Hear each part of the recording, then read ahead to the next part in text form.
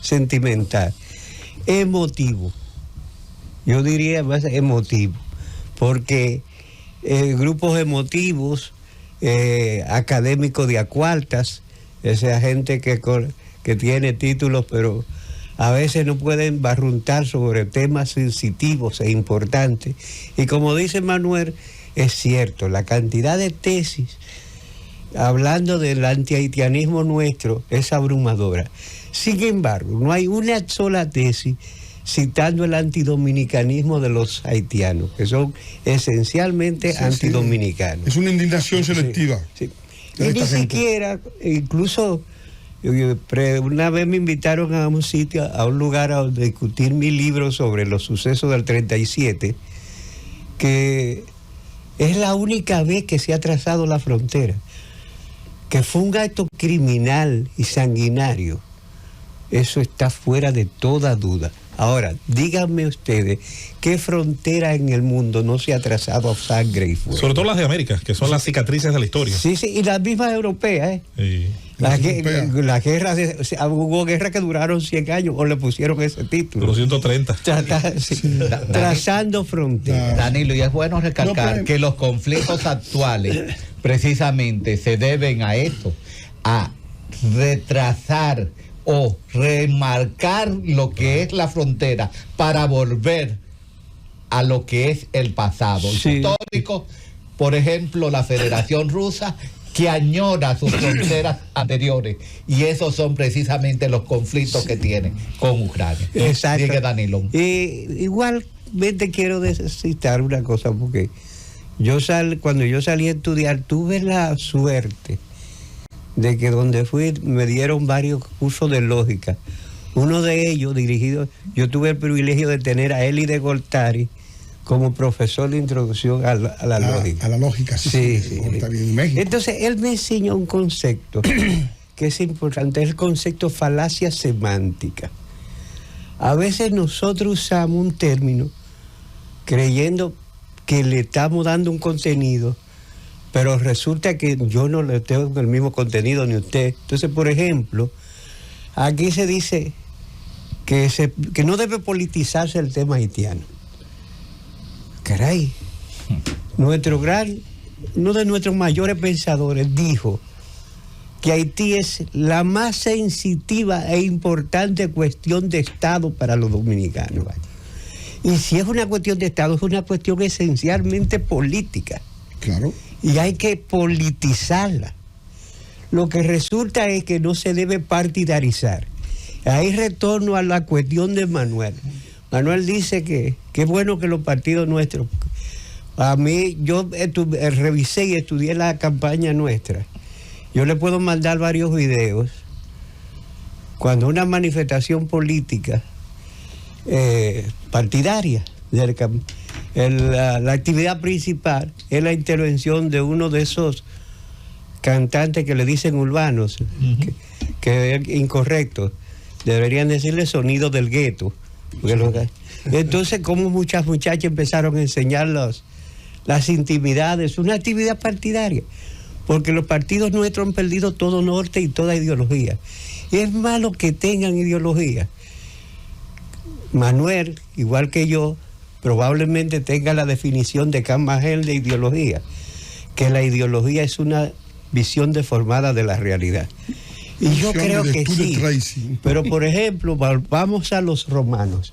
Los romanos eran un pueblo de pastores, de trabajadores. Pero los romanos se negaron a aceptar esa condición y convirtieron un poema, la Eneida, en su visión histórica. Virginia. Era una visión deformada de la realidad, pero fue la visión que condujo a los romanos a convertirse en un pueblo de conquistadores, porque ya no defendían de simples pastores.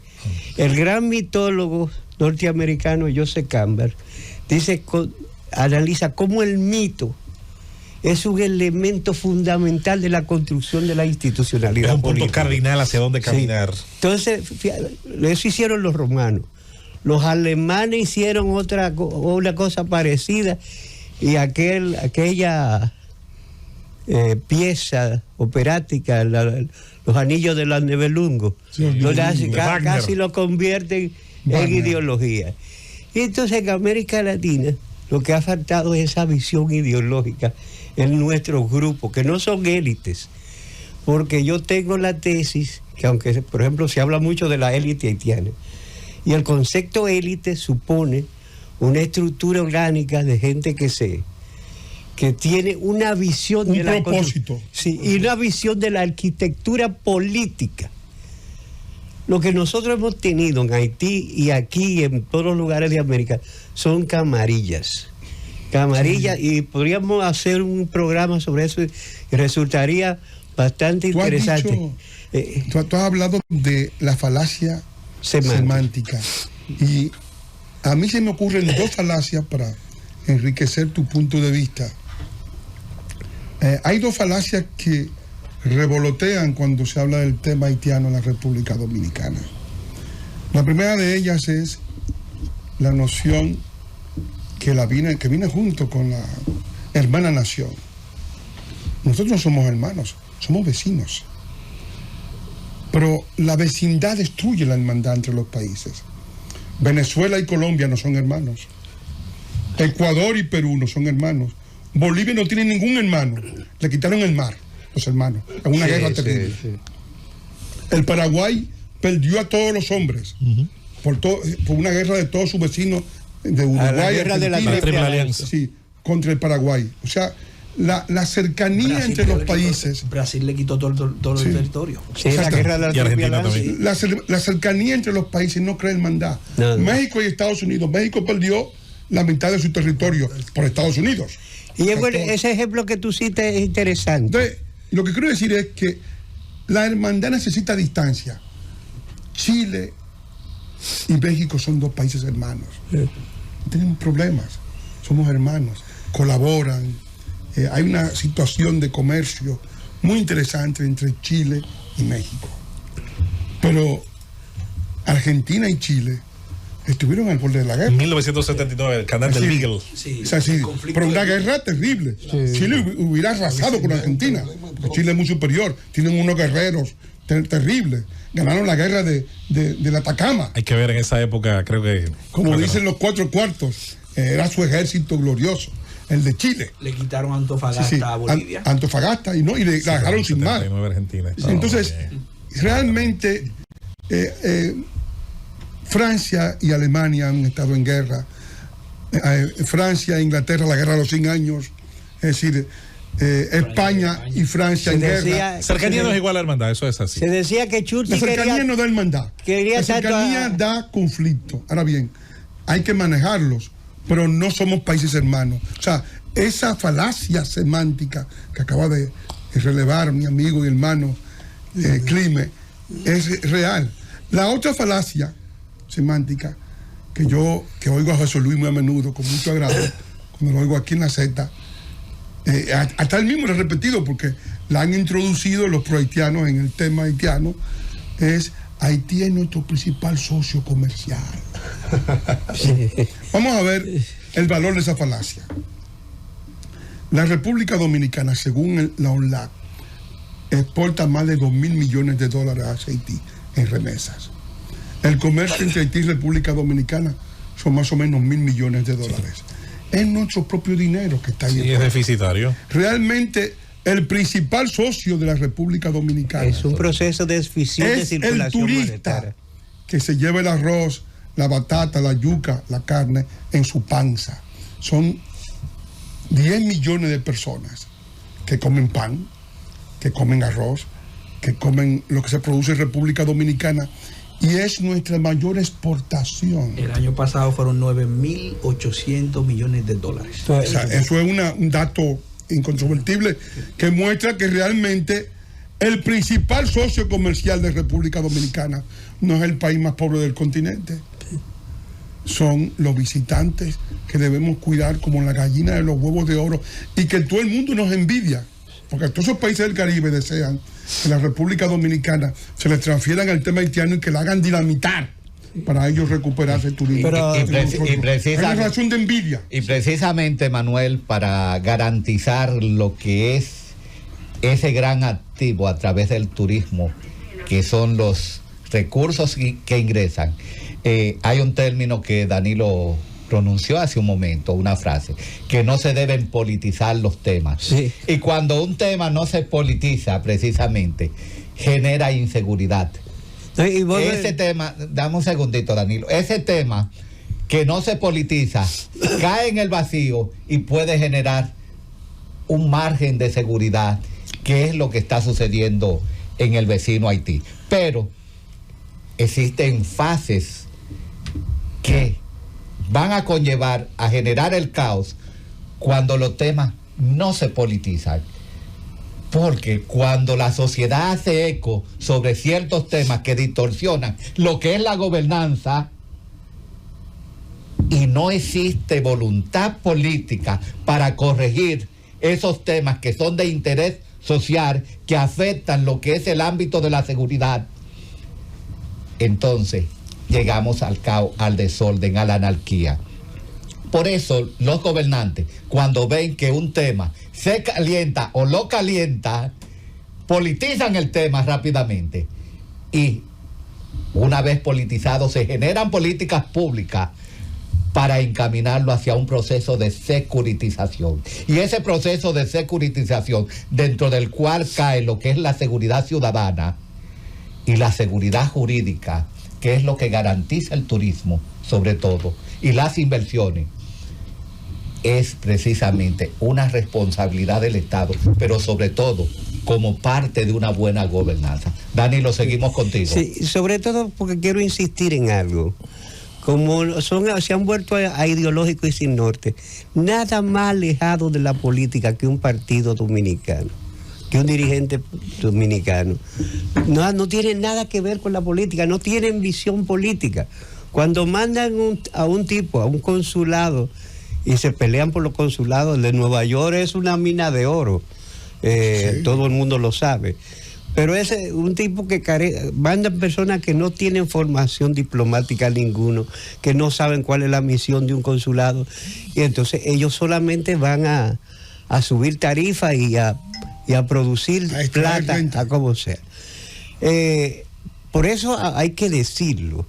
Parece, hay gente que no le gusta que lo digan, pero la era de oro de la política exterior dominicana fue la era de Trujillo. Era un Estado personalista, pero se enviaba a gente que tenía el criterio de lo que iban a proyectar fuera de este país. Entonces, cuando un partido carece de visión, no tiene no solamente criterio político, no puede construir esa arquitectura estadual que es necesaria. Por ejemplo, una cosa que Manuel no sé por qué no la ha citado. Los intelectuales haitianos hicieron una construcción de la historia haitiana, con una narrativa impresionante. En ninguna universidad haitiana, en ningún libro haitiano, está citado el episodio de las devastaciones de 1605, 1606. Claro. No está citado. Y yo he tenido muchísimos estudiantes haitianos y cuando les pregunto por eso, ellos desconocen todo eso. Entonces yo les digo, ¿y cómo llegaron los haitianos? Nosotros siempre estuvimos ahí. No, nunca estuvieron ahí. De los taínos, sí.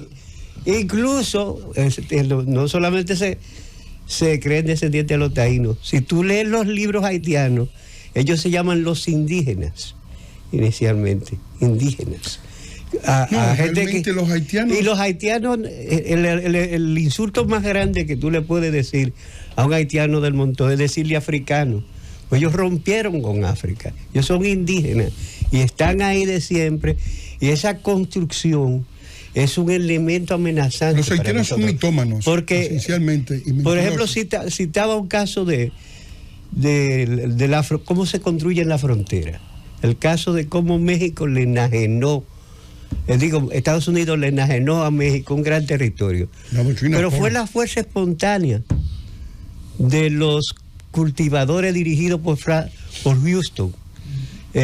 Fue algo espontáneo, y ese movimiento espontáneo de masas diversas, por ejemplo, tú te estás encontrando con que hay poblaciones de la frontera donde grupos de haitianos se han establecido, cogiendo los terrenos de manera ilegal, incluso antiguos cementerios, ellos lo han destruido y lo han urbanizado.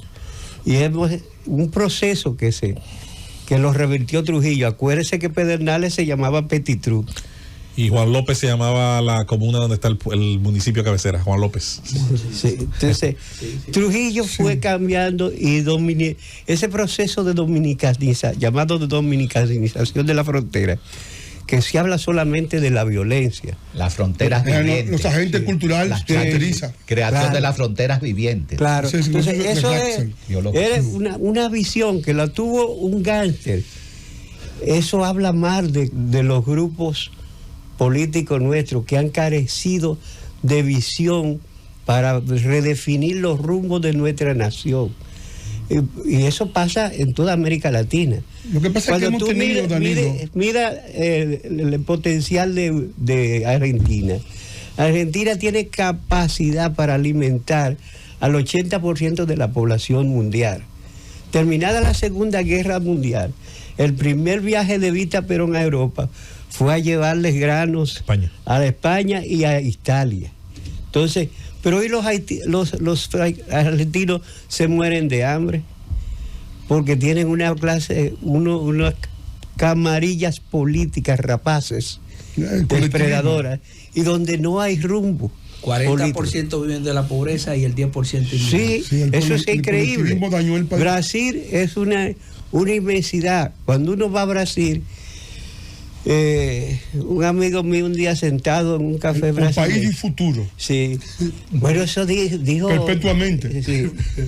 Dijo, es el país del futuro y siempre lo será. Sí. Decía. El país del futuro. Pero sí, no, Stefan Zweig creyó eso y de verdad lo tiene si tú ves las potencialidades. Un amigo me decía, si dejaras de bailar y jugar fútbol, esto se convertiría en una potencia mundial. Pero entonces, es lo que insisto, nosotros tenemos que repensar las cosas en términos más objetivos. La política es la construcción de la institucionalidad estatal. Y eso no se está haciendo. Y nosotros hemos caído en la trampa de usar un lenguaje, un discurso, donde se sataniza la política. Sí, sí. De una manera la tal. Antipolítica. Sí, de una manera tal que todo el mundo odia la política, pero es una falacia semántica. Es una falacia. Porque en realidad la política es el centro de la cosa. Incluso a unos niveles tal ha perdido crédito la política, que a un narcotraficante como Quirino, entrevistado en esta emisora, le preguntó el fenecido Álvaro Albelo, que si él había pensado incursionar en la política. Dice, no, eso es un mundo muy sucio. Sí. El que venía de uno tan limpio no va a ensuciarse. Oye, un narcotraficante te está diciendo que la política es un mundo muy sucio. Porque nosotros hemos logrado enturbiar todo con estas construcciones falaces que generamos, y eso es una cosa que lo señalaba a su manera el general Cordero. Cuando el lenguaje no es preciso, el discurso no está conceptualmente definido, los umbrales de incertidumbre sobre el conocimiento de la realidad son tan amplios que perdemos los horizontes de nuestras realidades. Y eso es terrible y está pasando en nuestra sociedad. Profesor Climes, hay un autor